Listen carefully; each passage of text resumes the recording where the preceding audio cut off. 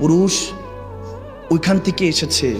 পুরুষ ছোট থেকে বড় হয়, মা বোনেরা যখন কষ্ট পায় কেঁদে ফেলে, কান্নাকাটি করে। পুরুষ কাঁদে না, পুরুষ রাগ হয়। এটা পুরুষের ফিতরত। পুরুষকে জানিয়ে দেওয়া হয়েছে বিয়ে শাদী করতে হবে, তোমাকে জিম্মেদারি নিতে হবে। তুমি পুরুষ, তুমি কাঁদবে কেন? পুরুষ কাঁদতে চায়, কাঁদতে পারে না। আমি কেঁদে দিলে পুরো পরিবারটা হেরে যাবে, সাহারা হারিয়ে ফেলবে। পুরুষ কাঁদে না, মনের ভিতরে মনের সমস্ত কষ্টগুলি লুকিয়ে রাখে। কিন্তু যারা হাকিকতে মুমিন হয়ে যায়, পুরুষ থেকে আরো উপরে চলে যায়, নবী কামলিওয়ালার প্রেমিক হয়ে যায়, কোনো দুনিয়ার কোনো কিছু কাজ হয় না, কোনো পেরেশানি কাজ হয় না।